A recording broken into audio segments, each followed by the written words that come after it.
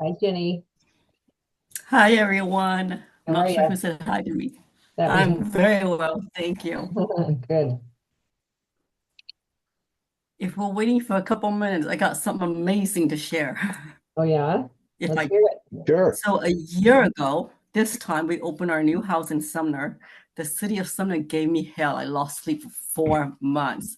And thank goodness for Walker, of course, and Jason and Brianna stepped in. And now, as of yesterday, they're inviting me to talk with the police force and work in partnership. Holy cow. That's Wow. amazing. Wow.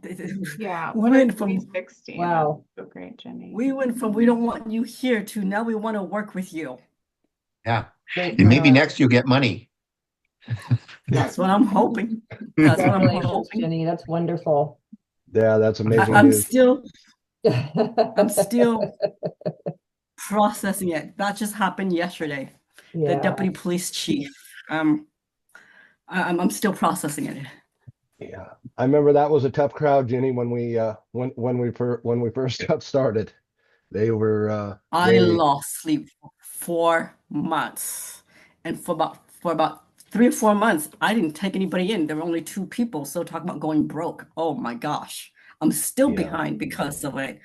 But oh my gosh. And we have 10 guys there now. Every single one is working. I got another one come. We kicked one out. So 10. Then we got another coming, and he's already got a job lined up. So That's amazing. That's amazing. So thank you. Well, I went to visit Jenny and see her houses a couple months ago, and it was really fun. The first house that I went to of hers in Sumner, the guys have electric bikes, and so we were just getting ready to leave the house, and one by one, every couple minutes, there's another guy rolling in, getting off work on his electric bike, coming in and pulling into the carport, and I was like, this is the good stuff. This is the stuff that we just kind of get to see happening moment by moment, day by day. People just living their life and getting back on track. So I'm just delighted for you, Jenny. I'm so glad. Thank you. They actually care about one another. They refer to each other as the brothers. Jeannie, if they don't do their part, you let us know, and the brothers will take care of them. Oh, what does that mean? that's amazing. Well, to be respectful of everybody's time, we're going to go ahead and get started this morning. I want to thank everybody for taking time out of their busy schedule to meet with us this morning. We're Bree, next slide, if you would.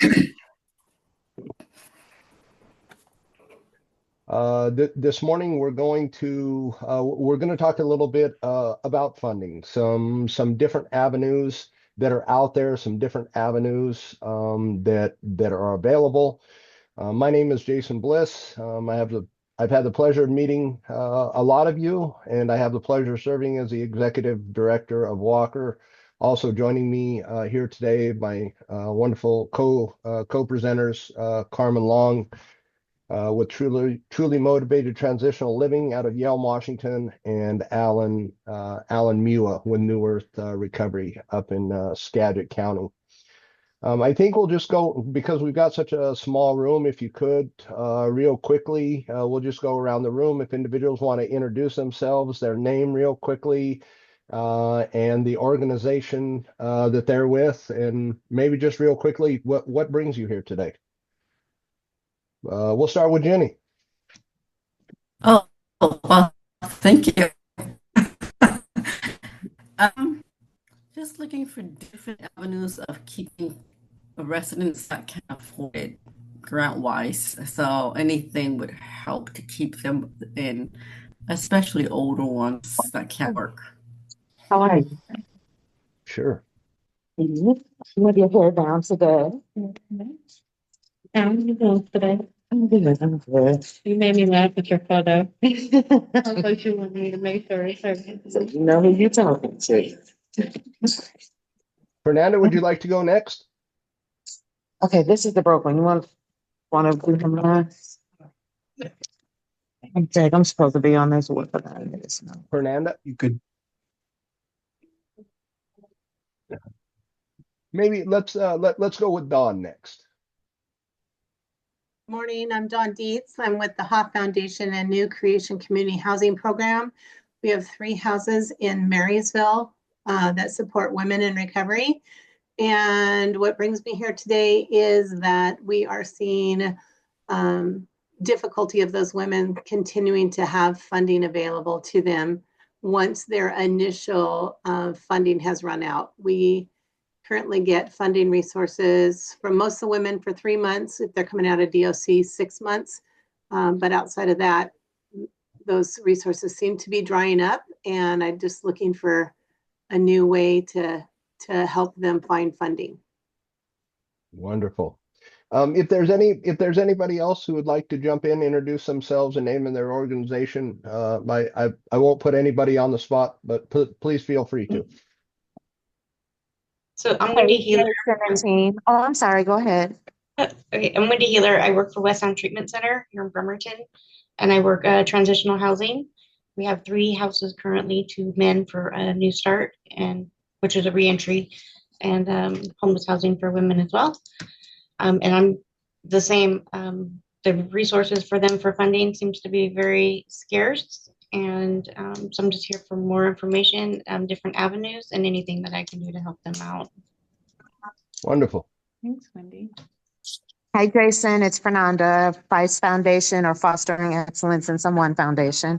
I'm here for the same reasons, just challenges with really supporting the women in our house with kind of the bridge funding that they need to, come from where they are at the beginning stages of their recovery run, if you will, to, not having to go through this process anymore and establish some find some foundational, skills and employment and housing somewhere down the line, just really support long-term recovery. And it's been a challenge because sometimes the funding that we do get ends up in the wrong hands with people that try to manipulate the system in the process of recovery housing. So I think I'm going to get better at, being more discretionary with the funding that I use and just trying to figure out the nuances of how to do that. Absolutely. Becky? I am Becky. I work with the Washington Recovery Alliance, but I am located over in Spokane, and I am starting the process of opening my first Clean and Sober and looking for funding. Wonderful. Glad you could join us. I'm Lynn Zelasco. I'm with Kennedy's Place, and I have 5 houses in Yakima, 2 over in Snohomish County. I'm actually sitting at the Recovery Cafe, and I have a circle at 10:30, so I'm going to have to bounce quickly. But I am bringing my nonprofit full circle. In the process of doing the FCS, and want to just create a foundation for all of my people, and bringing not just housing, but a foundation of recovery through, mental health, employment, just all of the things. And I feel like there is a better way that we can all work together to help move this forward. Not just housing people, but creating a foundation for success. Wonderful. Connie?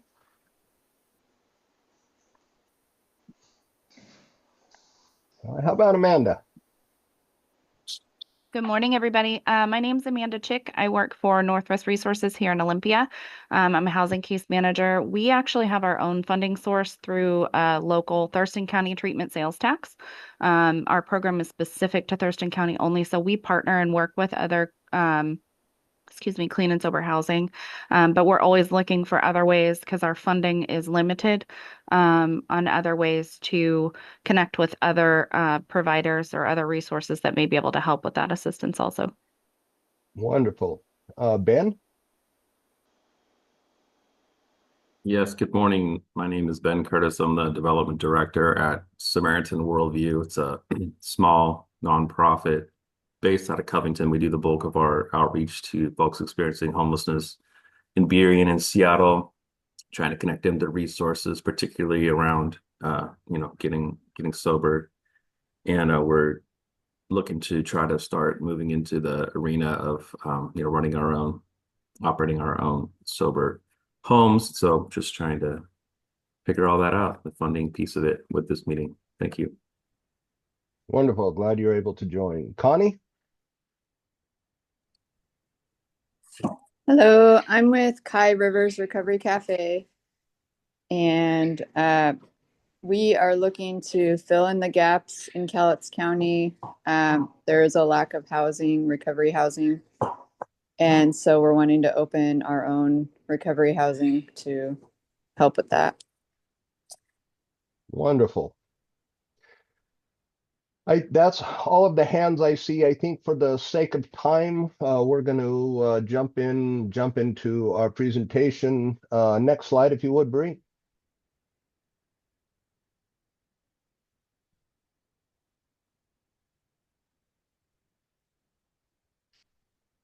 Bree, next slide, if you would, please.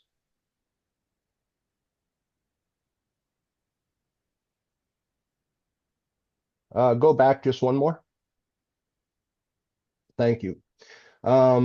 Just some of the topics that we are going to cover today. We're going to talk a little bit about fundability of recovery residences.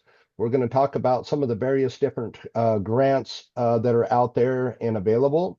Some other funding strategies that are out there and exist for nonprofits. We'll talk a little bit about vouchers and contracts.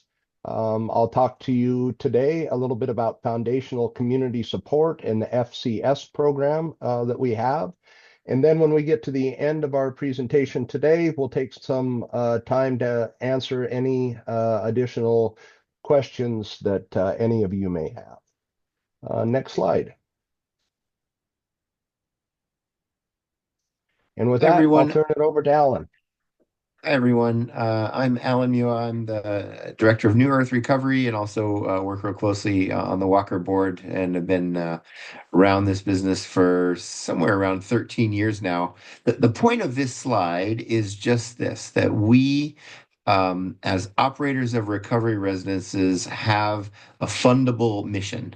And I really want to, and there are a lot of different bullet points that we could put up here. These are some just talking points that I use or some version of these.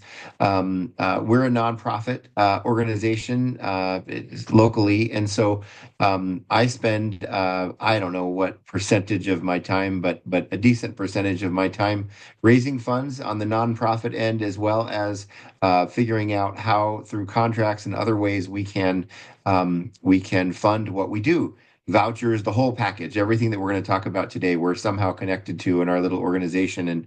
And so, but over time, I find that I have to spend time telling people, kind of walking them through why it's important to invest in what we do. And in recovery housing, so vitally important that that we exist and that we are growing. And the good news is that we are in our state, and that I think there's this sort of moment in time right now where it's really clear. People are starting to understand the value of what we do. So here are a few bullet points. There are many more we could list. And if you don't have an elevator speech like this for yourself, strongly encourage you to find one, whether you are a for-profit or a nonprofit, whatever it is, whether you are in your community. We heard the very beginning of the conversation here, a little testimony that happened in Sumner around a community who didn't want recovery housing a year ago, and today are asking to collaborate and partner to have recovery housing be a part of the solution, which we are. So just so thrilled to hear that. So I'll just sort of walk through these. They're here on the screen. So there's nothing worse than a PowerPoint that just where people read to you. But here it is. I'll try to make it interesting as we go along. But we know that the two primary interventions for people in addiction in our state and across the country are incarceration and treatment. Both of those cost a significant amount of money. Incarceration is somewhere north of $55,000 a year it costs to keep somebody incarcerated, depending on the location. And we know that inpatient treatment can cost tens of thousands, more than $10,000 a month. And so the two ways that we deal with addiction the most in our state are the two most expensive interventions, and by themselves aren't particularly effective. So what we can do in recovery housing for less than a third of the cost, and that's really that number is based on, in a lot of ways, a higher level of care than a lot of folks do. But even at the highest level of care, we can house somebody for less than a third of the cost of those expensive interventions, and the intervention itself is at least 4 or 5 times more effective in terms of a person's capacity to sort of return or propensity to return to use. So what we have to offer is much more effective than the more expensive routes, and obviously we know that we get people from those places. But what it boils down to is what they do outside of their or when they graduate from those institutional settings has everything to do with whether they're going to succeed or not. So in a lot of ways, if we as a society want to protect the investment that we've made in treatment and in incarceration, especially if we're treating people over and over and over again, or incarcerating them over and over again, it's much less expensive. It makes much more sense to invest in aftercare, which is kind of where we fit into the mix, that's helped people kind of reintegrate from an institutional setting back into society. And so another way to say that is that how we, the community, welcome people back into the community has everything to do with whether they're going to stay in that cycle of repeated treatment and incarceration, or whether they're going to come back and be kind of reintegrated into the community and start doing things like paying taxes instead of using tax dollars, and becoming volunteers in the community. And if you've heard me talk about this before, you know that I'm really big on reminding people that people in recovery volunteer in our communities at twice the level as the rest of us. And I think that's really important to be able to talk about that we're not just sort of saving people from incarceration, but we're actually helping them become citizens that are contributors to society. So we are incredibly fundable. That's the point. And so as we go into sort of talking about these other kind of ways to receive funds and to receive funding, we don't have to do that kind of sheepishly. What we have to offer is a tremendous gift to our society at large, and we don't need to apologize about that. That's really meaningful. One thing that didn't make it onto the slide that I want to point out is over this last year, Walker had a study done called Economic Calculator that figured how much it saves society when a person is in recovery over somebody who is not and kind of using the system. And the best estimate we have is somewhere around $31 are saved for every dollar that is spent in recovery housing in Washington. $31. So that's really a powerful number to put out there. And if you want to know that methodology, send Jason or Brianna an email and we can send you that study. But that's a really powerful thing that you can use to say, boy, we're not just asking for money, we're actually saving the state and local communities a lot of money over time.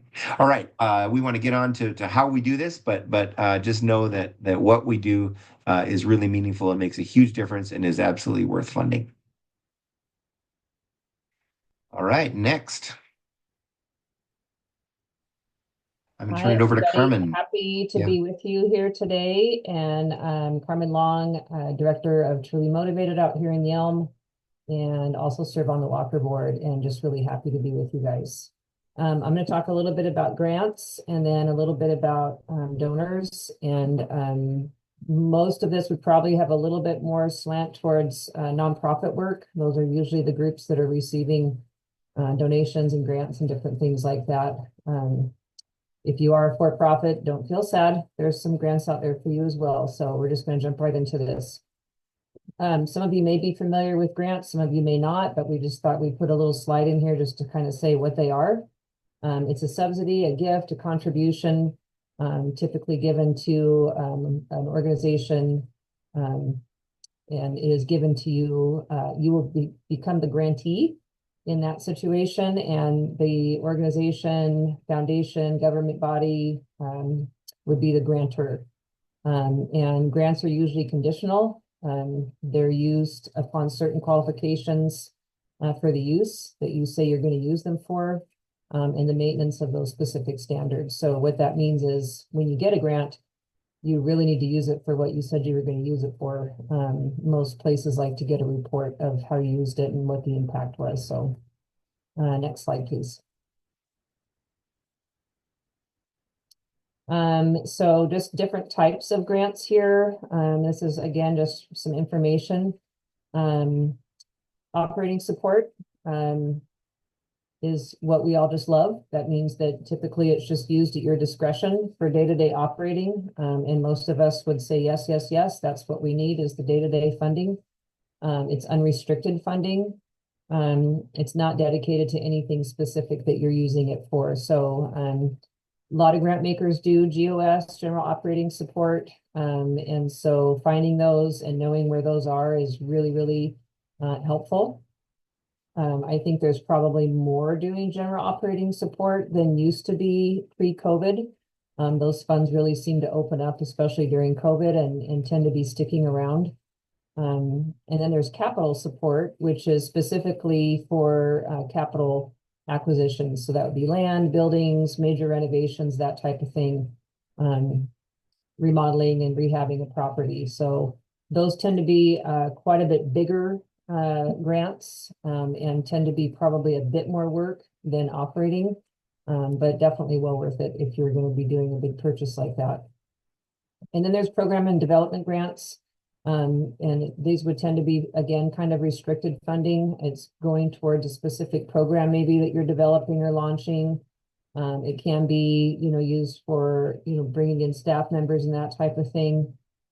These are a little bit trickier because most grant makers want to see what your outcomes are going to be. So if we say we need to bring on 2 more staff people in this next year, how's that going to continue to be funded? In other words, they don't want to give you money and see that you were able to hire 2 more people, but don't have a way of supporting that in the long run. So those are great grants to get, but again, just a little bit more work. Next slide, please. Grants are typically awarded to a nonprofit organization for a distinct program or purpose. Most grant makers are very specific in the areas that they're focused on, and that is both geographically and what types of things they like to give to. So knowing that ahead of time is really, really important. You wouldn't want to start working on grants for an area that the funder does not work in geographically. You also would not want to start working on a grant proposal with a funder that really just focuses on like high school sports and music. That would be a complete waste of your time. So knowing who they are and what they focus on is important before you jump into a lot of work that grant work is. Okay, next slide.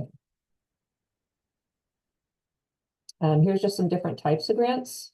There's federal grants, tribal grants, state grants, county and city grants, civic groups, private foundations, and trusts.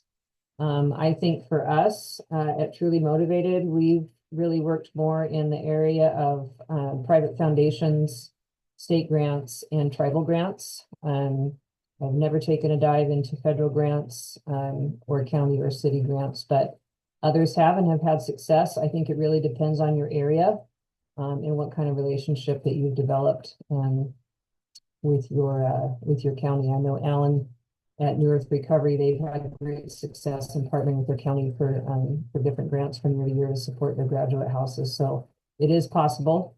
I would say as far as tribal grants, so if you don't know, tribes that do gaming are required to give out 2% of their gaming revenue each year to nonprofits. And so that's basically money that they have to give away, and it's very monitored that they are giving that away. So if you have a tribe that does gaming in your vicinity, I would hop on their website and see how they make their grants, how often they do them, and what their process is. In my experience, those tend to be a little bit less work and a little bit less time consuming than some other types of grants that we would do. So even if they're not specifically in your vicinity, but somewhere somewhat nearby, it's still definitely worth looking into. Okay, next slide. Can I apply or be eligible as a for-profit? The answer is yes. Go ahead to the next slide, please. The SBA does not supply grants for startups or small businesses, but there are government grants for specific projects. I am not an expert in for-profit grant making at all by any stretch. But we did look into it and they are available. So I would say if you are a for-profit, you might tend to look in the direction of government grants. Okay, next slide. State governments, Department of Commerce. I don't know if you have gone to their page. They have active, ongoing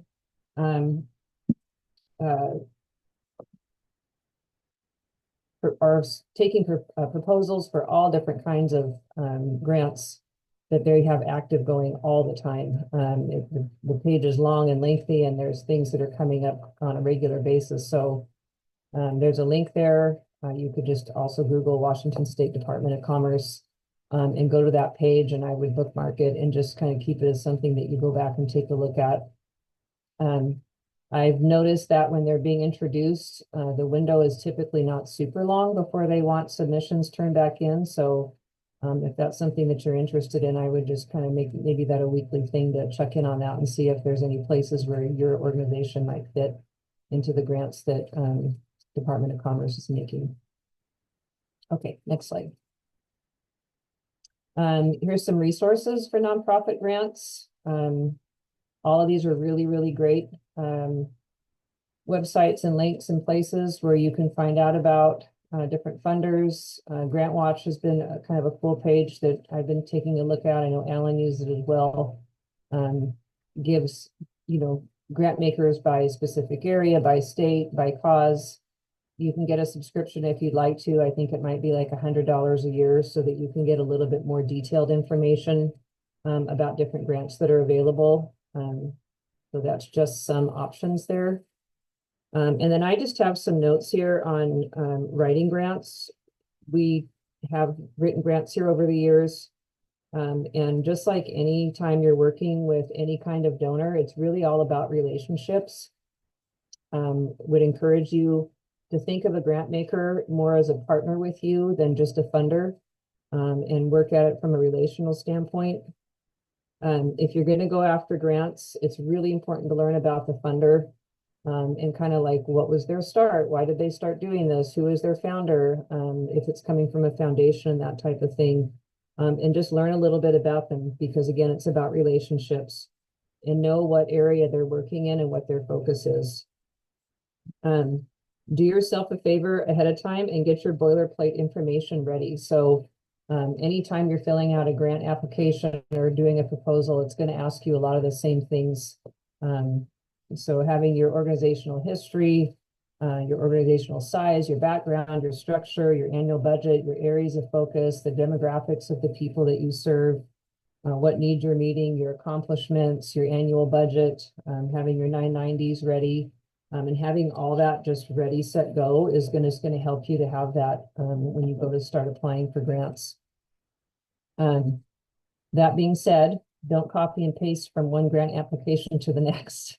All grant makers are different. While they do ask a lot of the same information, I think a lot of us have made the mistake of just doing a copy and paste from one grant app to the next, and that's not it's sufficient, but it's not a great way to approach grant makers. And just know that if you do get the funding, most grant makers do want to have some kind of reporting and outcomes from the money they gave you.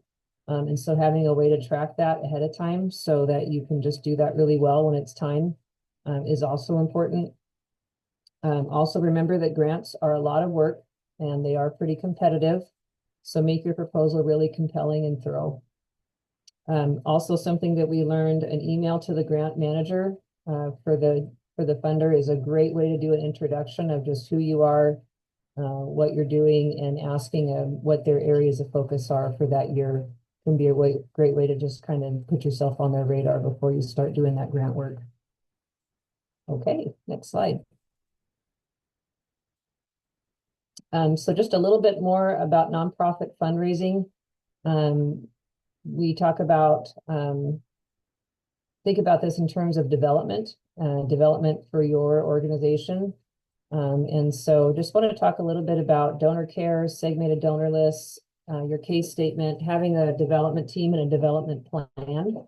And so again, when we talk about working with anybody who's willing to give you money for what you're doing, and just a FYI, all that information that Alan gave at the beginning of this webinar is really, really helpful stuff for you to have kind of in your pocket.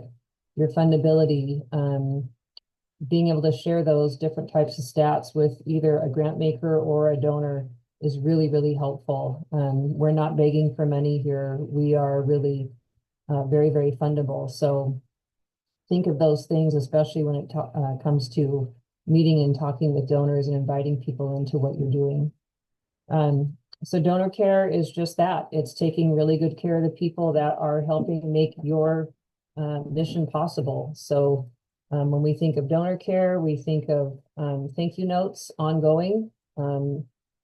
Try to steer away from form letters if you can. Handwritten notes go a long way. Calls to people if someone's given you a significant gift. Much better to reach out with a personal phone call from the director with a thank you and a connection, and over a note. Our donors are who make our work possible. And so thinking of ways to really reach out and make them feel connected to what you're doing and make them feel like they are partners because they are partners is really, really important. So for our organization, we've decided that if we can do a really good job of taking care of the donors that we have and keeping them, and that's called having good donor retention, and not losing folks from year to year, but really make them feel connected to what we're doing and the heartbeat of the organization, that they're going to stick around because they believe in what we're doing and they know what's going on, right? And so, and then being able to continue working on bringing on more new donors to the organization. We learned something along the way is that people will give money to places that they know and that they trust. And so again, that's about relationships and connecting with people. A segmented donor list is basically taking who you have as donors and segmenting it out. So the idea is that we're going to take a little bit different care of people who are giving really, really large contributions to our organization than folks who might be giving something smaller. And that's not to say that they're not all important. They are all very, very important. But for me, I'm probably going to spend a little bit different type of time with somebody who's giving a $25,000 one-time gift to maybe a person who's giving us $50. And that just makes good sense. They're giving a much higher level of investment into your organization. So the segmented donor list is really about segmenting out who's your major donors, who would be a level 1, level 2, level 3 donor, and having a way that you're tracking those in a way that you're taking care of each of them in specific ways.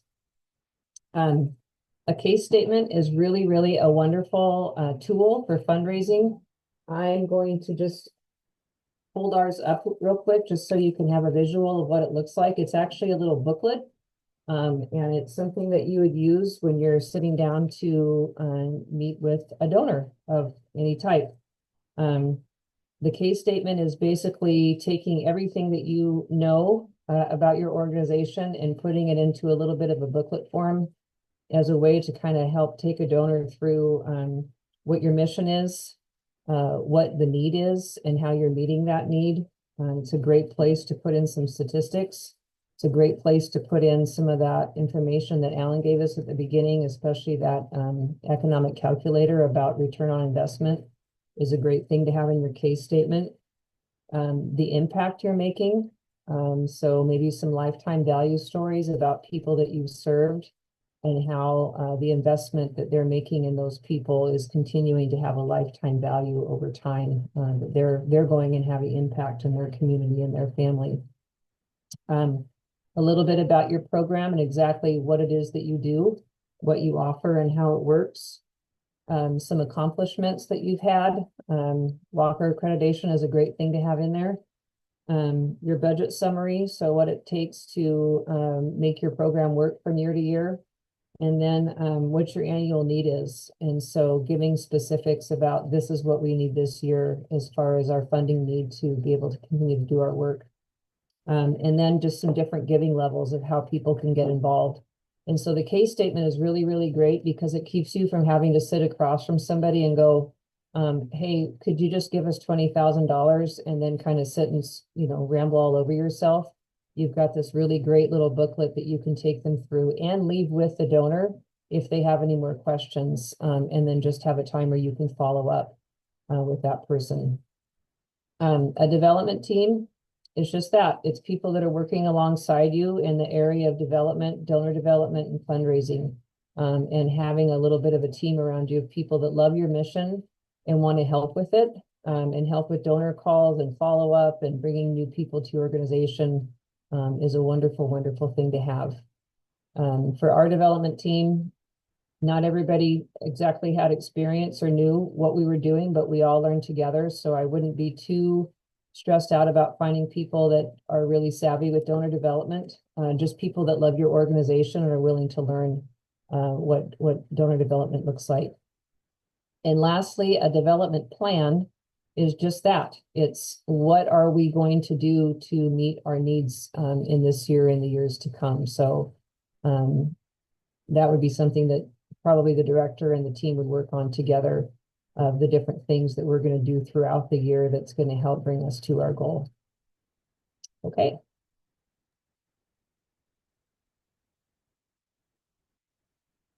Right. We want to next talk about contracting. And as Carmen mentioned, we have had good experience with that up here in Skagit County.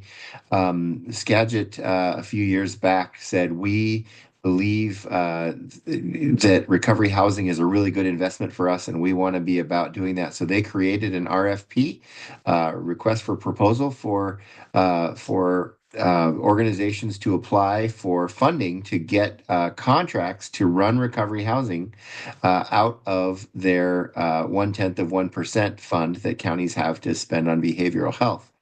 And so we were the first organization to apply and receive those contracts. And so I shouldn't say receive it. It's not a grant, actually. It's a contract. Because there's funding that comes with it, but we do the work for the funding. So I'm just going to walk you through real quickly some language that will be helpful for you as you're thinking through. This obviously applies both to nonprofits and for-profits, organizations that are doing this work and have the capacity to do some business with another entity. And by that, I mean a contract it's a legal document, and there are what are called deliverables. And that means that there are things that have to happen and documentation that has to happen. So if you're just a brand new organization just getting on your feet, contracts might be something that you think about down the road once you've sort of built up the business side of your organization a little bit, to make sure that you can meet some of those things and make sure that you can meet the stipulations of the contract. So let's do some language here around what we're talking about. So first of all, really basically, there are two kinds of contracts: bilateral and unilateral. And a bilateral contract is simply just we're exchanging a promise for a promise, meaning that most contracts are this way, that I'm going to commit to do this, or my organization is going to commit to do this, and your organization is going to commit to do that. And that's where most of these are going to be. Some agreements are one-sided, and these aren't as common, where just somebody is sort of required to do something by a document. And usually there's some sort of transaction that happens, that there's payment for a type of service. So and they could be called different things, but essentially we're generally entering into bilateral kinds of contracts. All right, next. So really important features of the contract that before you sign one, and this is I think it can be tempting when we're applying for contracts from the Department of Commerce or from our local counties or with other organizations, to just sort of skip to the bottom like you do on an agreement that you might sign somewhere in online, to get a service, and you're like, yeah, all that looks fine. You just scroll to the bottom and sign. These things are really important that you read and you understand what's expected of you if you're in a contract agreement. So first of all, what are you agreeing to do? That's very basic. The consideration is what's the pay. I think just like in grants, and Carmen alluded to this a little bit, but if you're not if this sort of takes you away from your mission, if what they're asking to have happen is something that isn't at the core of your mission, then I would think really long and hard before signing it. In other words, some people need something done. It may be kind of related to what you do, but just really encourage you to pay attention to the consideration may not be worth the agreement, right? So really important to pay attention to what we're doing. Contractual capacity, that just means that are you the type of organization that can enter into this kind of contract? Some are only for nonprofit organizations. Some are for people who have particular licensing or certification requirements. Some contracts that you may enter into might require your organization to be Walker certified, for instance, or Walker accredited. And if that's the case and you're not, then you can't sign that contract because you don't qualify. Legality, just that the contract itself has to meet legal muster. It can't just be a back of the napkin kind of agreement that you sort of wrote up. If it's not binding, if it doesn't have some specific kind of language in it, and there is contract law that is quite clear, and you don't want to be caught on the sort of bad end of an agreement that wasn't well written. And then this is probably the most important part. When I read a contract, I'm looking for the statement of work, meaning what exactly is going to be required of us. And specifically, it's not just what we're going to do for the money. So we're going to run recovery housing. That makes sense. But what kind of reporting are we going to do? And how are they going to know that the work is done? And are we going to be able to serve the number of people that the contract requires us to serve? So statement of work is for me probably the most important piece. What's the work that's actually being asked of me? And that part is usually in some sort of like addendum or something like that at the end. Usually the front part is a lot of what we call boilerplate, which means it's just language that's in all kinds of contracts everywhere that this organization might write with their contractors. But the statement of work and the pieces around the funding and so on are going to be ones you're going to want to really pay close attention to. All right, next. So just here are some terms that you're going to see in the contract. The term is really basic. It's how long is this going to last? And there are going to be provisions in there about how long you have to ask for the money, when the money needs to be spent, meaning they may have a funding window that you've got to request the funds within that window. And so there are all kinds of, the term can relate to a number of different pieces, but the length of that contract really matters.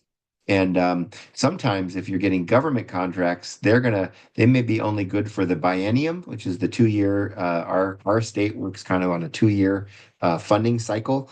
And so you may get a contract for the biennium that you don't get until 1 year into the biennium. And so the question is going to be, does the term of this contract allow me to do what I need to do in order to meet the conditions of the contract? Or will I be able to draw down enough funds from that contract to make it worth our while to do that? Termination, we need to be really clear about who has the right to terminate the contract and who and what that looks like. So can I get out of this if I need to? What if the staffing doesn't come through that I'm looking for in order to meet the requirement of the contract? Or what if I can't get the piece of property that I need to get in order to fulfill the contract? Can I get out of that? Is there any contingency that lets me terminate the contract? And then can the person or the entity issuing the contract, can they get out of it in a way that is satisfactory for me? Or is it too easy for them to escape the contract? Would that be a problem? Price and payment, does the agreement reflect the price and payment terms that you agreed to. So making sure that sometimes you'll talk about a contract before it comes up, and you want to make sure that what's on paper matches what you talked about. Deliverables is a little bit like the statement of work, but basically, what is it that we're promising to do for the contract? So when you hear people talk about deliverables, it's like, what am I delivering on my end of the contract in order to make it work? Right. So those are just some terms that you will see in almost every contract you'll sign. And if those aren't in there, then I would be concerned about that. I'd say those are things I really need to have in the contract to know what I'm signing in onto. Right. Next. All right. I think I'm passing this along, and I think this is Jason. Yeah. So thanks, folks. Wonderful. Thank you, Alan. Next, we're going to dive into and talk a little bit about startup grants and vouchers and different things that are out there, have historically been available for new recovery residences, and kind of what the future may or may not look like around some of that stuff. Next slide. As some of you are aware, Walker was allocated some funding directly from the Washington State Healthcare Authority. We were entrusted with a little over right at $10 million. We were able to pass out all of that $10 million in various different forms of grants. That $10 million came from Washington State in the form of state general funds, and it was appropriated back in 2023. This money was available for those who are currently accredited or going through the accreditation process. The whole purpose behind the $10 million grant was to expand the number of recovery residences here in Washington State. Though it is currently budgeted for us to receive the next round of funding for $10 million, an additional $10 million, with the current state of our state government and the current state of federal government, a lot of things are coming into play there. We're still very optimistic and hopeful that all of the stars are going to align, that none of those dollars will get reappropriated to make up any of the shortfalls that the state currently has. All of our legislators are currently hard at work up in Olympia, trying to make some cuts to a few different places. But at the same time, I'm still remaining very hopeful, because our current governor, regardless of what your political views may or may not be, is very supportive of recovery and recovery housing. So my fingers, again, my fingers definitely crossed that all goes well, and that we will be able to issue out new RFPs for new recovery residences. But again, we're not going to know until probably the end of April of this year. We'll just see how all things shake out there.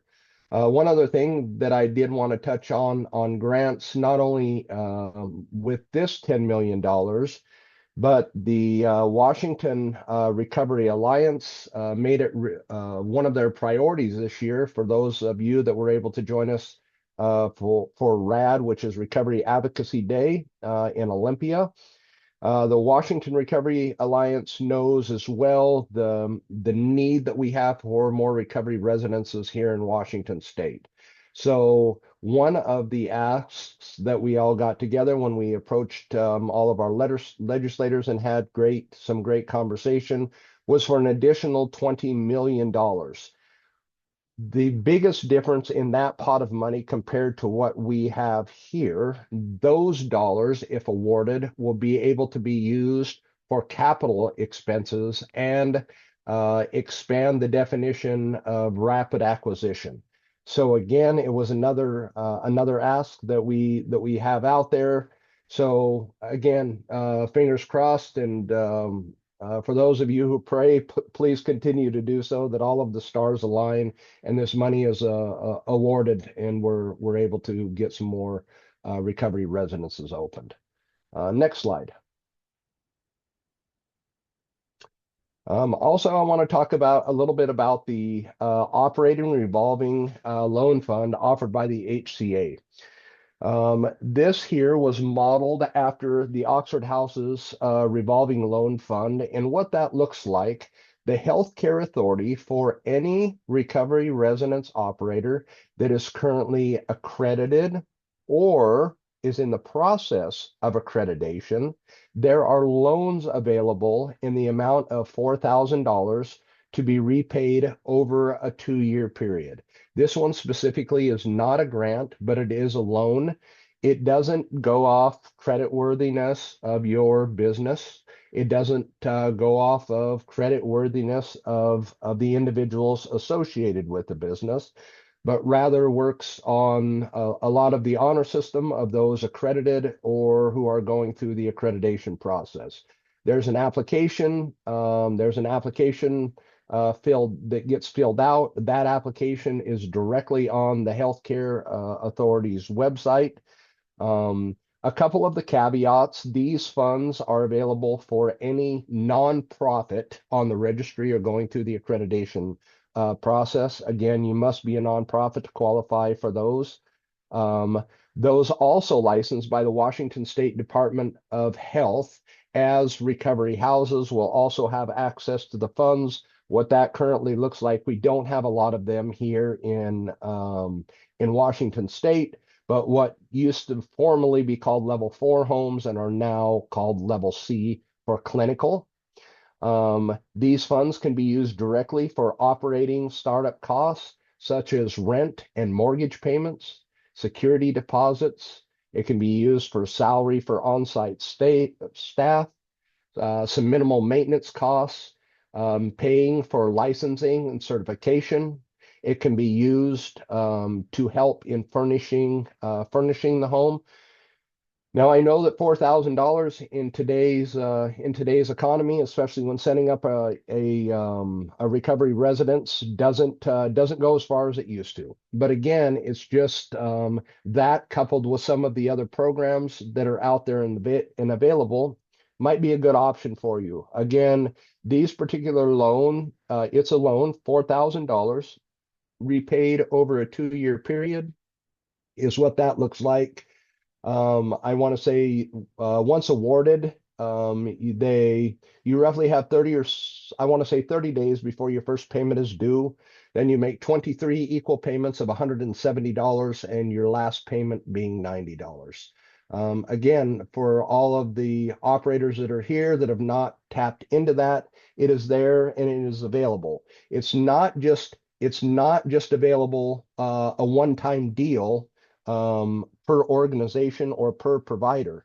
So if you have multiple houses out there that you're opening up and standing up, this loan again can help, and it can be available for all of your houses.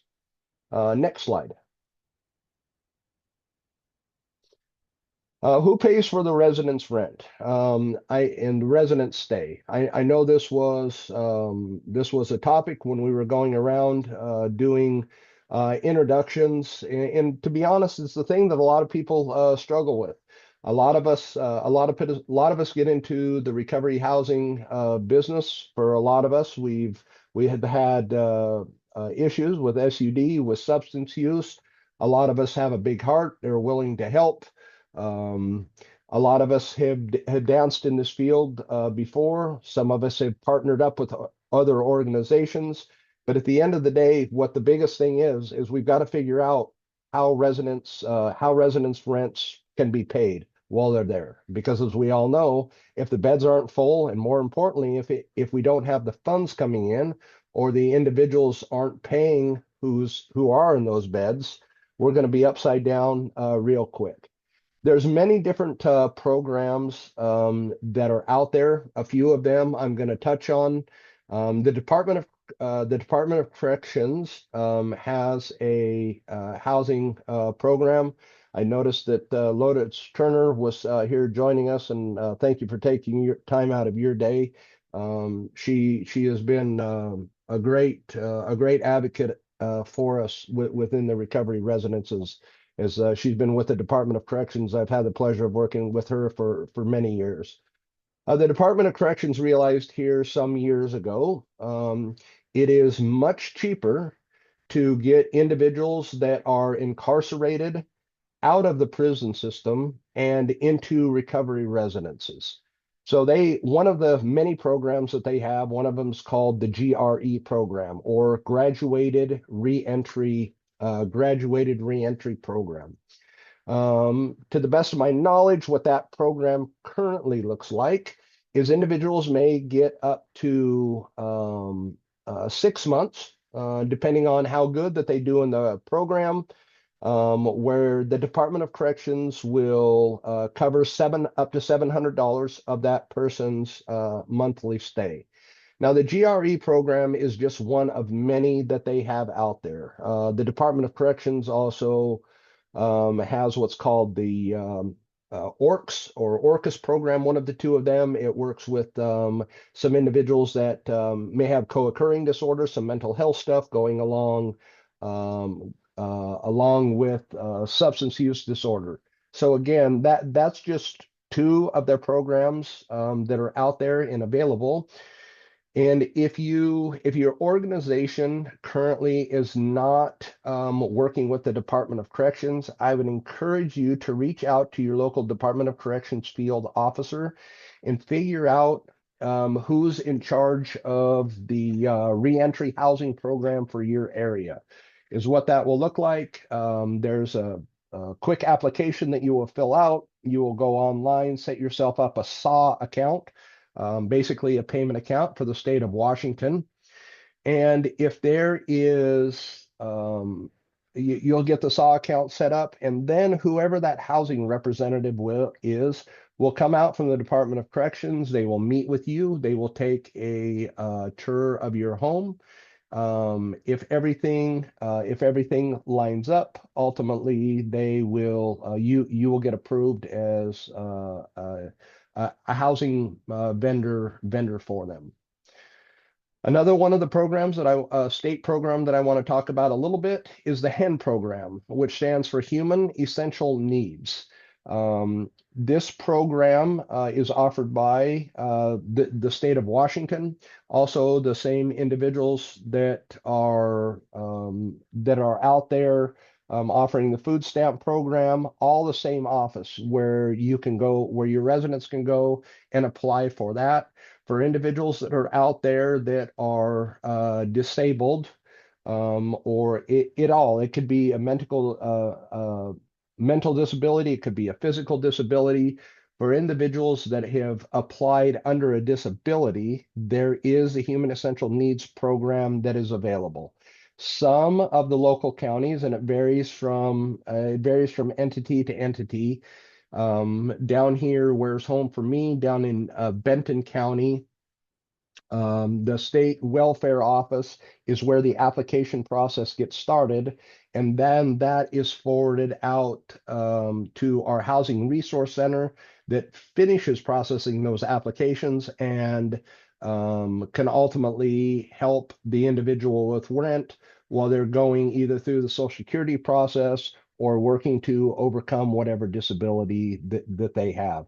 Again, that's going to vary from county to county, but that is a statewide program, and those dollars do trickle down to every one of our counties. So again, if that's something that you want more information on, I would encourage you to reach out to your local DSHS office. Sometimes it's a little hard to get a hold of them via phone. So sometimes it's worth just taking a trip down to your local DSH office, ask them about their HEN program, what that process may look like, and how you may be able to partner with them. We talked a little bit earlier about city and county funds. Somebody had mentioned earlier, I believe it was Alan, in the 0.1% sales tax. I know that not all of the cities and counties out there have implemented this, but some of them have. It again, a real good partnership. Sometimes those 0.1% dollars trickle down to county administrators who then are able to hand that out in the form of rental assistance. Some agencies choose to partner directly with a couple housing agencies in their area. Some of them also choose to work with multiple different housing entities to offer rental assistance. So again, just another one to reach out and check on. The HARPS program, Housing and Recovery through Peer Services Program. The HARPS program is another statewide program that is in a majority of the counties. Down here in Southeast Washington, where I am, unfortunately, we do not have the HARPS program in Benton or Franklin County. I know it is available in Yakima County. It's available in Walla Walla County, Snohomish County. I know it's available. I believe it's available up in King County. So again, a state website, you can just go to Google and Google the HARPS program.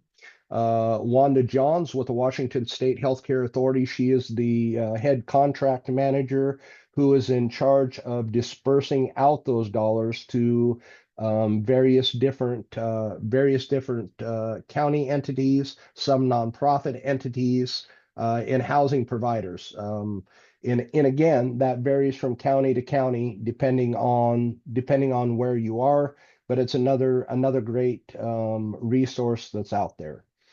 Another program that's out there and available is the Peer Navigator program. The Peer Navigator program is out there and exists in a lot of the counties. That is one that does exist down here in Benton, Franklin. I know they're in Walla Walla counties, in Yakima County, in Kittitas County. They're up in the King County area. Most places have a Peer Navigator program. Again, those started out as state dollars from the Healthcare Authority that ultimately went down to the MCOs, which stands for a Managed Care Organization. Those managed care organizations then partnered with community partners to be able to offer short-term rental assistance. Basically, what the Peer Navigator program is it looks for barriers that are holding people back to active recovery. One of those barriers can be rent. So again, the Peer Navigator program, if that is a program that you're not familiar with in your local county, again, do a little bit of research. Who's offering that program in your local county, and reach out to them. Sherry, I'm seeing a few of the chats that pop up as we go. Sherry, for Yakima County and basically our whole 5-county region here, Merit Resources is the one that has that entire program for our area. Next slide, if you would. Vouchers and payments, the Department of Corrections vouchers. Again, I spoke a little bit about this.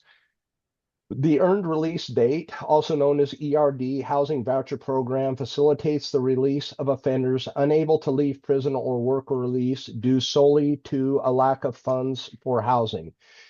Again, they have extended this program a little bit. And there's some broader stuff in here that they're covering. Not only is it out there for individuals that may not have access to funds for housing. One of the facets to this program that they're really looking at and trying to help is the offenders once they get inside the Department of Corrections, who are, for lack of better words, able to keep their nose clean, who don't have any major incidents while they are in there. They follow through with the terms of their programming, and for the most part have kept their nose clean. The Department of Corrections is a wonderful partner to have. Again, most of these individuals that qualify for these voucher programs have been able to prove themselves and have not reached their max date, meaning their maximum date that they can be incarcerated up to. I noticed that Lourdes posted in here for anyone wants more information on the DOC program. Lourdes can be reached directly at the email there that she posted. Again, just a phenomenal program. The Graduate Reentry Program, GRE Housing Voucher Program, up to $700 monthly, covering 6 to 60 months, up to 5 years. Again, the 5-year program was for the individual that had co-occurring disorders, both for mental health and SUD. There is the web link directly in there for information on their policies and procedures.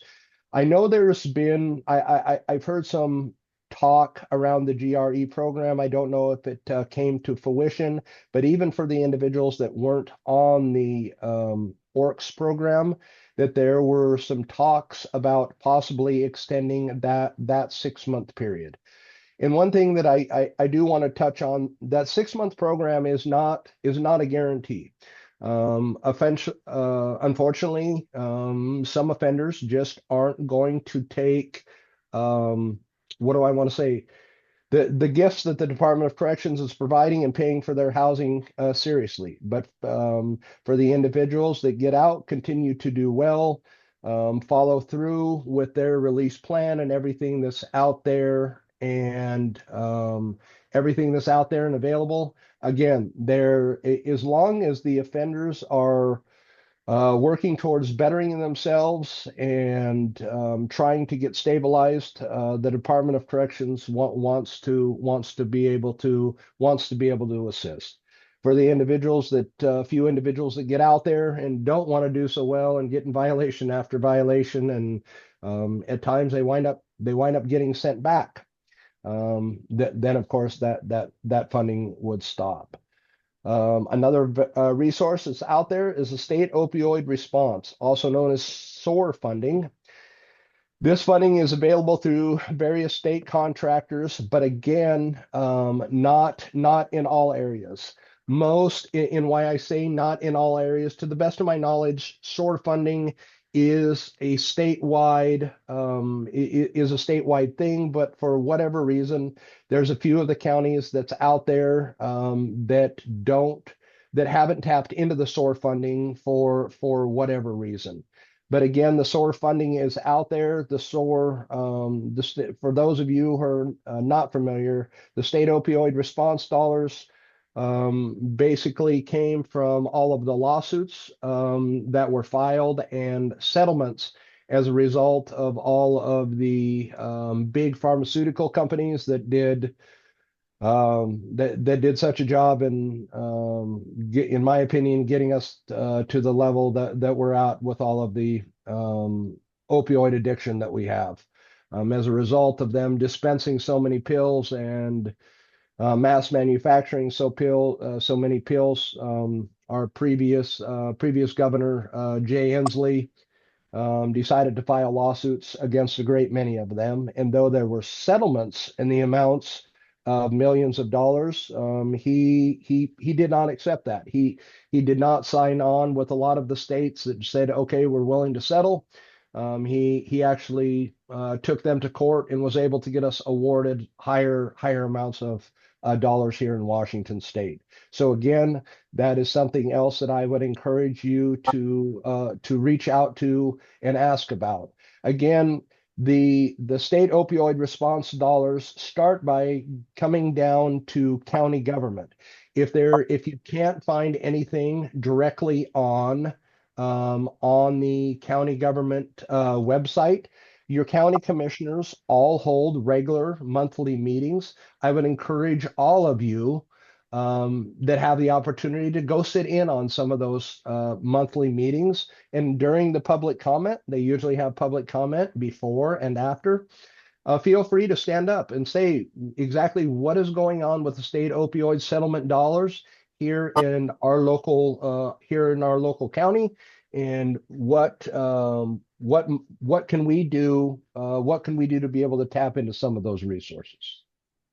Next slide.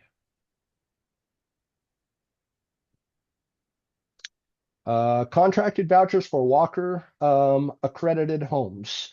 So here at Walker, again, we were blessed to be awarded some money to be able to help out all of our accredited providers.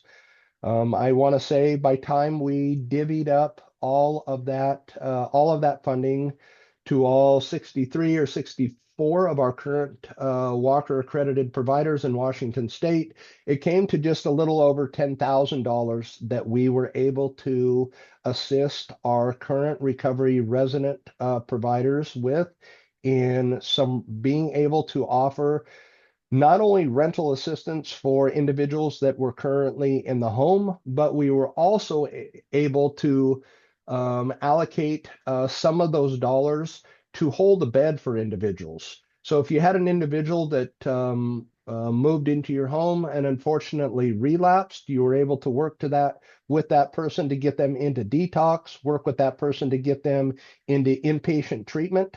There's actually those touch over $10,000 that I spoke of. Those dollars can actually be used to hold the bed as well. Also a part of that program is resident bridge funding. Some of these dollars can also be used if you have an individual that is graduating from your program and moving on to their own place. That funding can be used for that as well.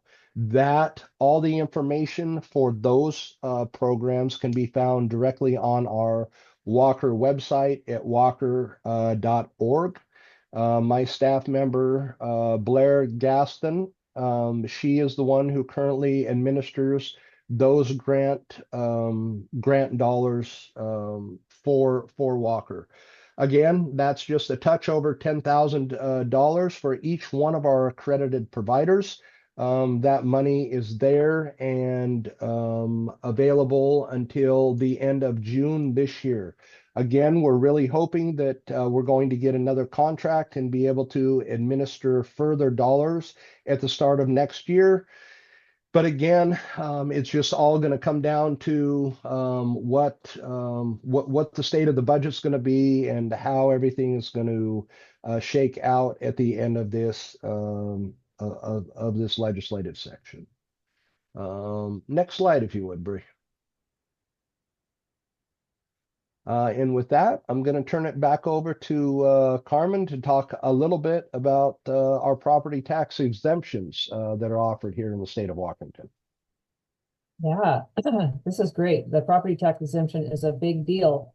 So if you don't know, because of the way that you're using your homes as a recovery home or transitional living,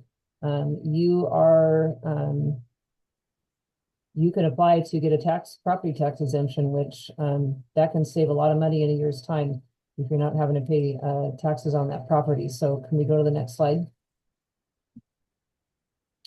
So historically, the property tax exemption has been applicable to nonprofits doing transitional housing only. And it's for people who are staying 2 or less years in your home. So for those of us here that have people staying longer than 2 years, this gets a little bit dicey and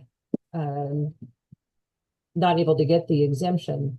If you have people staying less than 2 years and you're able to show that, then you can be open to be able to get that property tax exemption.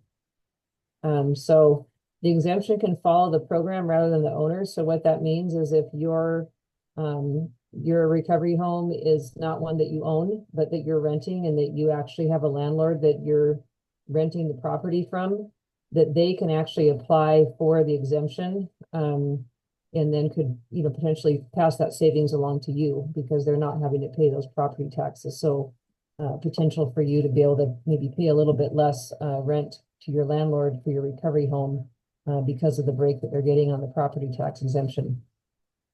So newly, this just in, when we were preparing to do this webinar, I was kind of poking around, looking at the property tax exemptions. We ourselves need to reapply for ours. And I found out that new tax exemption opportunities are available, and it's specific to recovery residences. So this was not on there last year when I did our property tax exemption renewal. And so they've added recovery residences to housing operators that can get this property tax exemption. So that's really, really exciting and great news for us.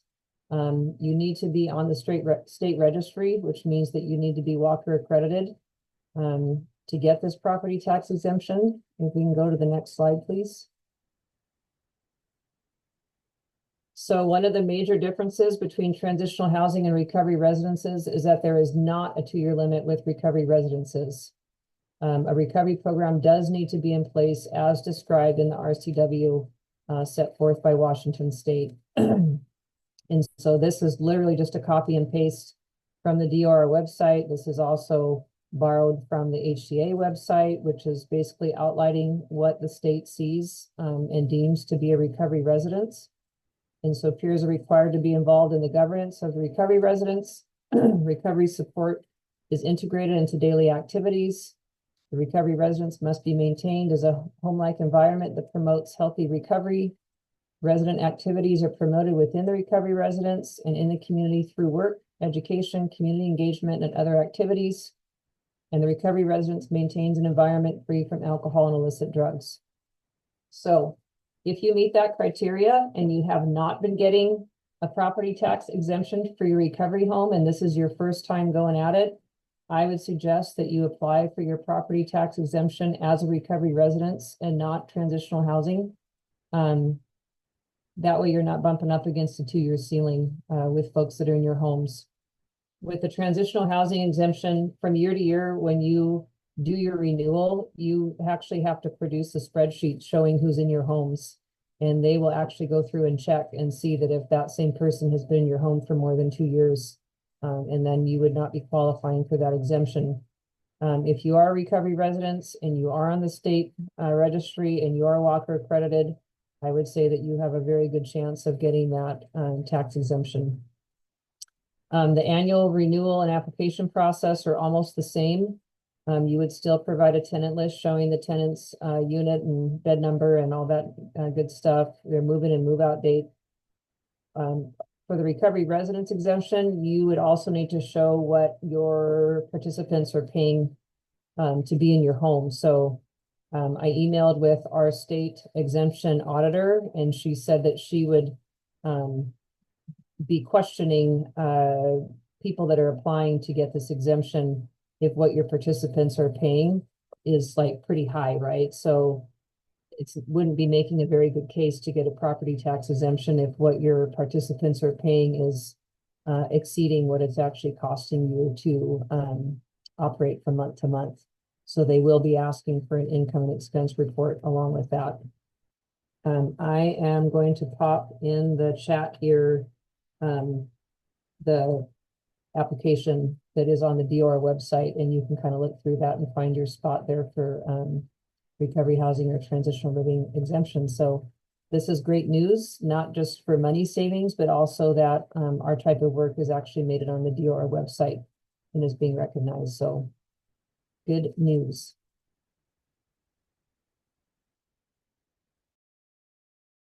And we can go to the next slide, please.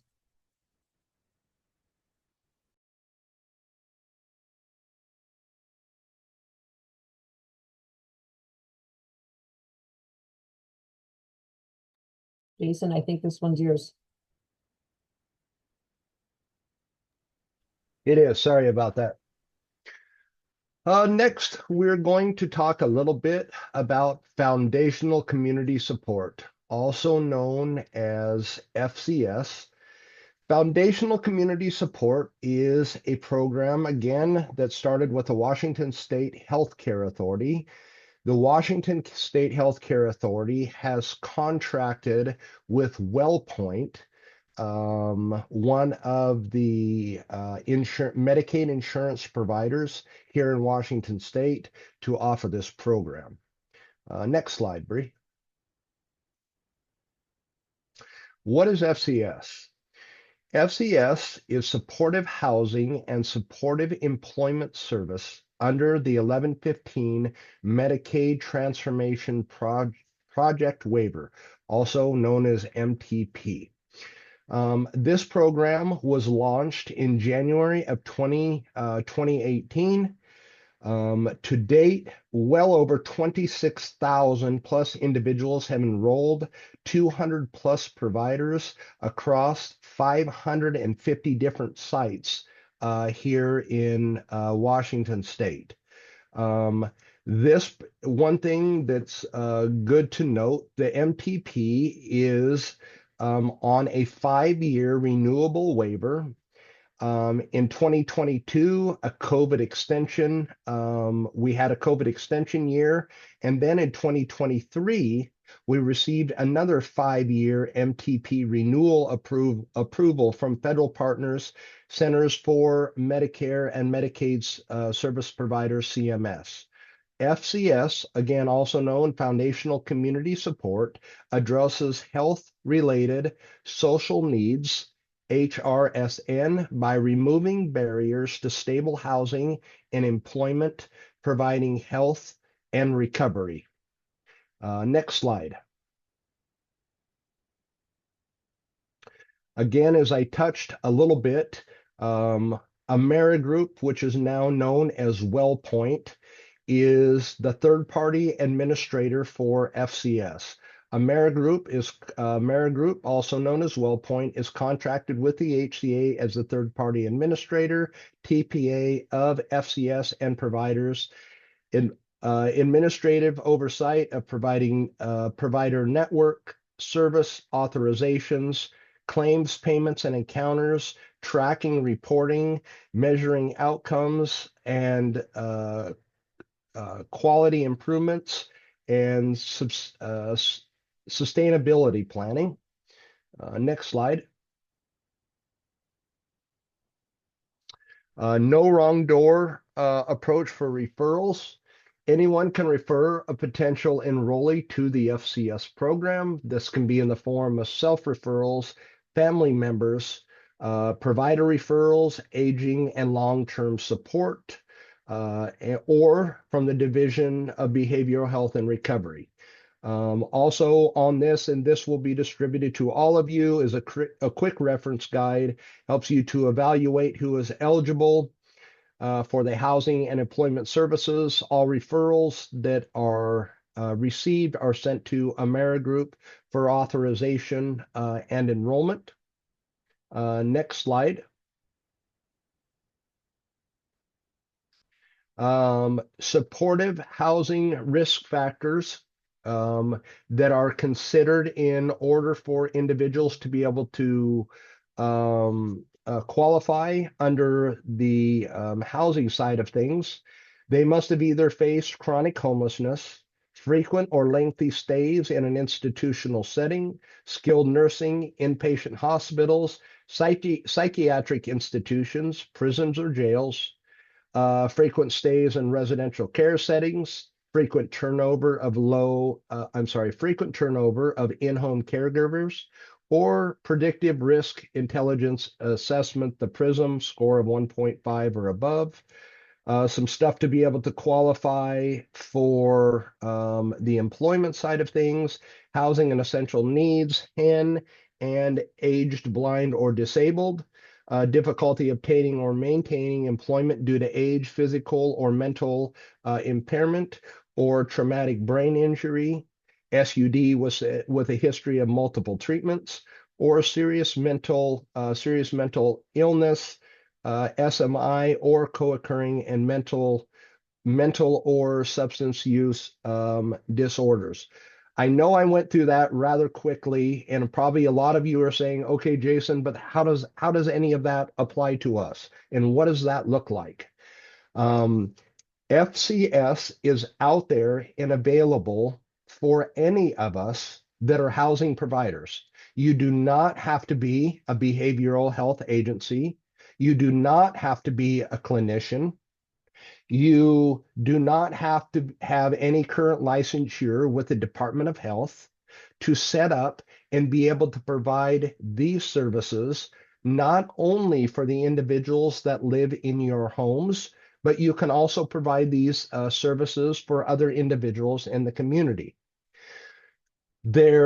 So when you get set up, when you go through the application process with WellPoint to become a provider, there is a learning management system that's out there and available that you will go through. You will get set up. You will get what is known as your own Provider One authorization. Then you will be able to log into the Washington State Provider One site.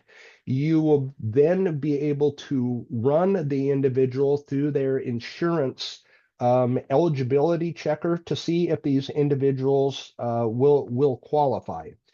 Again, anybody who is on a state Medicaid program and meets one of the categories in these two sections should qualify. Now, that state system is pretty good at being able to know if a person was in jail before, if a person was in treatment before, because so the in-home caregivers, all of this stuff, the SUD history, if you think about it, all of this is tied back to Medicaid insurance and the Medicaid billing. So once they receive a referral, they will then check to be sure that the person qualifies, and then they will get back to you with an approval. From time to time, they may come back to you and say, no, the person doesn't qualify for services. If you're able to prove that, hey, they were in inpatient setting, they were in jail, they were in prison, they're willing to take another look at that. So basically, once you're set up, you are able to provide the housing and employment services to the individuals, again, not only living in your home, but outside in the community. The reimbursement rates for providing these services for one unit is $108 and $112. So on an average, $110 reimbursement rate per unit per individual that you are providing these services for. Again, we talk a lot about RETCAP, which stands for Recovery Capital. When an individual comes into your house, whether you're doing a RETCAP assessment or you're doing a regular assessment, some way, somehow, you're assessing the barriers that the individual has that they need to overcome. Whether that's housing barriers to get placed in housing after they transition out from living with you, or whether they need assistance with employment services, working with them on resumes, working with them to identify jobs that they can apply for, going with them to interviews sometimes if that is necessary, going out and networking within your local community to find jobs on their behalf. Again, if you're working with these individuals under the supportive housing side of things and the supportive employment side of things, those are all billable services. And again, I can't stress the importance enough. You do not need to be a behavioral health agency. You do not need to even so much as be a clinician or hold any DOH licensure to be able to provide these services. It looks like Stacy Mertez is currently going through this process. She can probably offer you guys some further advice offline or around this, but I would encourage all of you to Google Washington State Healthcare Authority WellPoint FCS program. From there, it will give you a list of links where you can go and apply and get this process started. I know when you're first getting in and first getting started, it's kind of a heavy lift, kind of like it was when you were going through the accreditation process. they're going to ask you for various different things when you're going through that, such as your provider one number and various other things. But again, if you can get signed up and signed on with this program, not only can you help help the individuals get stabilized as far as housing goes, as far as employment goes, it can be an additional revenue stream for your organization. I know there's some organizations that are out there that use this additional revenue stream to help offset the rent for some of the individuals that are there. One other piece of this program that's out there that I just want to make you all aware of, they also offer what's called TAP funding. That funding isn't there all the time and it's not available all the time, but for brief windows, they do open up TAP funding requests. TAP funding requests can be used for past due rent and many other things. Again, it's out there to help the individual overcome barriers that may otherwise hinder them from full recovery. For the sake of timing and to be respectful of everyone's time, we've arrived at 11:30. If anybody has any questions, we can try and answer a few of them. But on behalf of Walker, for those of you that have got to go, I greatly appreciate all of your time today in joining us. I guess the one and the biggest piece that I'm going to leave you all with is there's just a lot of uncertainty right now within the state, within the state government and within the federal government, just trying to see how everything is going to shake out. But I'm pretty optimistic that recovery housing, the ability to be able to offer assistance for individuals in recovery housing, and some dollars for new recovery residents startup funds will be coming. I just don't have any updates again as to how much or when that will become available. Just as soon as I have more information and that's shared with me, we'll definitely pass that down to you folks. And again, I'm probably thinking right around the end of April. Again, on behalf of Walker, myself, my team, I appreciate all of you being here today.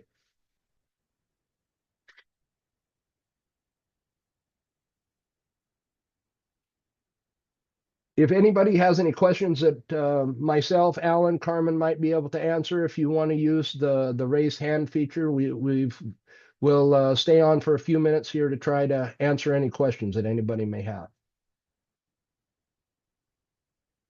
I just saw in the chat a question about the info at Walker. That is a typo, so it should be WAQ. Oh, yeah. Yeah. I do apologize. Info at waqrr.org. Are there any extra funds coming from Walker? Quite potentially there will be if we have some of our providers that do not use up all of their funds. But again, we won't know that until probably the end of April.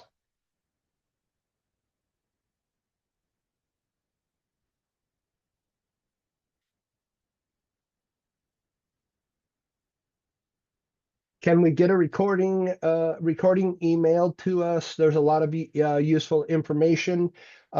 Yes, is what we will do. The recording of this webinar will be available on our YouTube page by tomorrow morning. So if you just go to YouTube, Google Walker and then funding, this program will be available to you there. It's also good to Dawn. subscribe. If you haven't subscribed to our Walker YouTube page, it's good to just go ahead and subscribe so you'll get notifications and different things when new things are on there. And all of our past webinars are all available on that YouTube page and also on the website under recordings. Dawn. Thanks so much, everyone, for all your information. My head is reeling with some new stuff that I didn't know about. I do wonder if anybody on the forum has been experiencing the same thing that we have, in that HARPS funding and HEN funding, or HARPS, I should say HARPS funding, has pretty much stopped just before the end of the year. Our gals are having such a hard time finding additional funding through that resource. Is there, I'll fully check into the peer-to-peer navigator programs or peer navigator programs. I'd never heard of that before.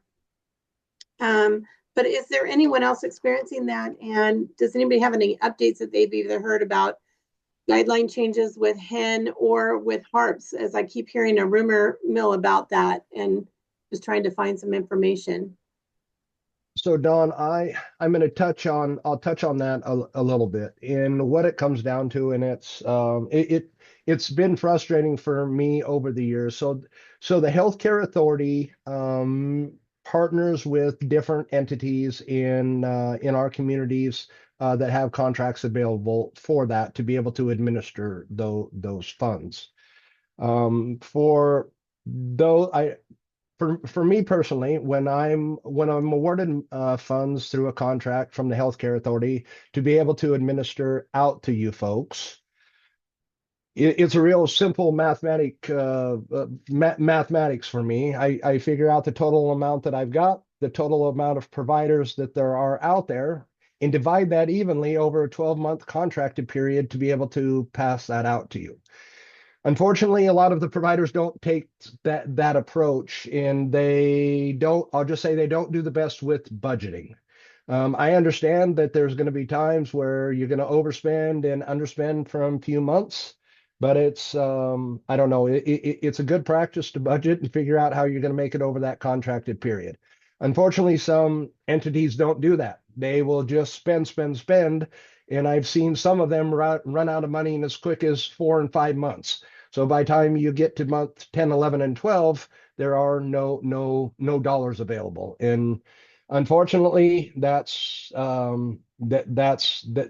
the way that some of the providers pass it out. And it's not that HARPS or HEN has reached out and said, "Hey, we're taking some of our money back that we gave you." It's just not the best budgeting practices on the other end is what's been my experience that leads to that.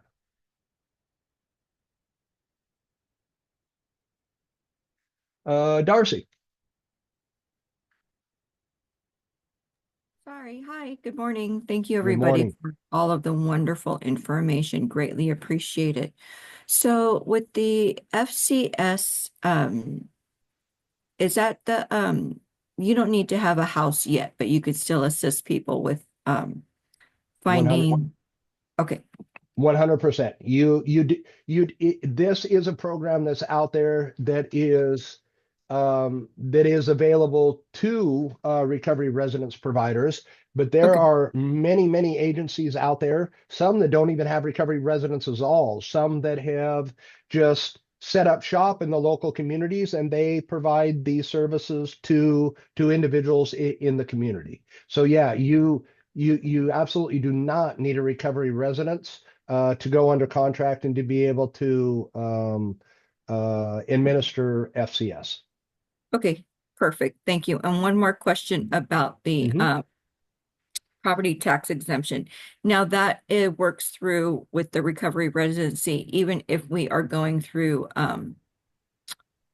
accreditation, correct? As far as the recovery residence, I do believe that you need to be on the state registry, and I think that would be at the end and finalization of your accreditation process. Okay. Here's what I would say is go ahead and apply if you're in the process and you're not on the state registry yet. Go ahead and do the tax exemption application as transitional housing. And then once you're on the registry, next time you go to renew, you can pivot to a recovery residence. So we're just getting ready to do our renewal for our property tax exemption for Truly Motivated, and we've been going under the transitional housing exemption so far because that's all there was. And Okay. so the directions that I got from the gal that we work with at the DOR was go ahead and do your renewal as transitional housing. And then once we've received that, let us know, and then we'll pivot you to recovery housing exemption instead. So I think you can still achieve it. You'll just want to change it to recovery housing once you're on that state registry. Okay, wonderful. Thank you, you Carmen. bet. Thank you, Jason. You bet.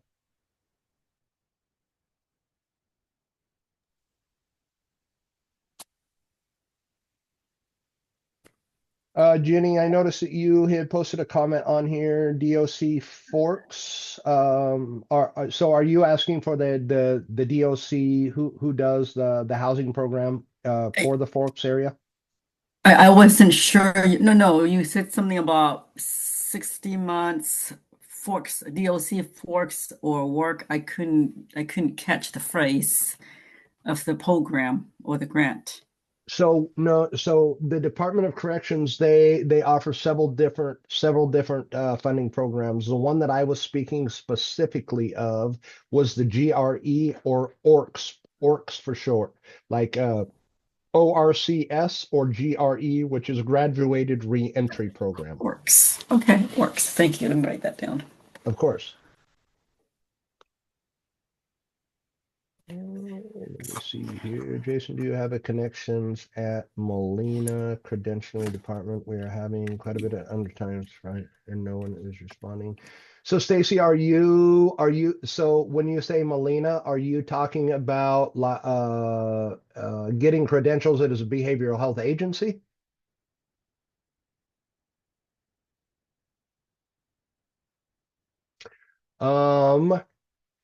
Stacy, I'm going to reach out for you. I'm going to make a note to myself now. Stacy Molina, BHA contact accrediting. Stacy, I'm going to reach out. I know I do have a contact over there at Molina, so I will reach out to her and figure out who that individual is that heads up contracting for you. Thank you so much. You Yeah, bet. sorry, that was like a private message, but it had Oh nothing to do with no, this. not a problem at all. All right, thank you.